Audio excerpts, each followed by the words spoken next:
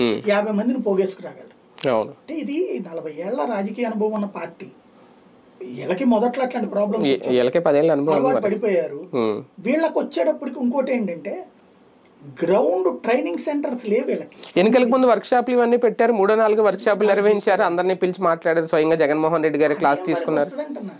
ఎలా ప్రచారం చేయాలి ఏంటంటే బిగినింగ్ ఇప్పుడు మీరు చూడండి, ప్రతిరోజు ఏదో ఒక కార్యక్రమం నడుస్తుంటారు. అవును అవును.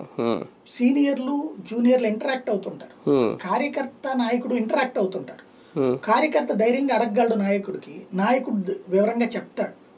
అంతేగా ఏమన్నా నేను చెప్పేది ఏంది అనుకోడు. ఇక్కడ నాయకుడికి కార్యకర్తకి మధ్యన కమ్యూనికేషన్ గ్యాప్ చాలా పెద్ద. వీళ్ళు రాచరికంగా ఫీల్ అవుతుంటారు, కార్యకర్తని ఏదో బొట్టులాగా ఫీల్ అవుతుంటారు. సమన్వయ లోపమా అది పోవాలా.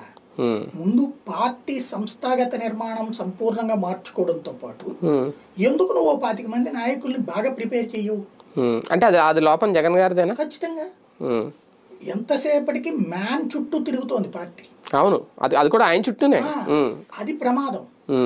ఆయన చెయ్యాల్సింది వ్యవస్థీకృతం. కేసీఆర్ దెబ్బతిన్నా జగన్ తిన్నా వ్యవస్థీకృతం చేయకపోవడం వల్ల దెబ్బతింటున్నారు. తెలుగుదేశం సక్సెస్ కి వ్యవస్థీకృతంగా ఉండటం, విధానపరమైనటువంటి లోపాలు వచ్చినప్పుడు దెబ్బతిన్నారు. రాజకీయం చేయడంలో తెలుగుదేశంతో అసలు వీళ్ళకి పోటీనే లేదు. అంటే అధికారంలో ఉన్నప్పుడు మంత్రులు బస్సు యాత్రలు ఏ పెట్టారు అప్పట్లో వైసీపీ అధికారంలో ఉన్నప్పుడు, అది సక్సెస్ కాలేదు. ఇప్పుడు కూడా మొన్న కూడా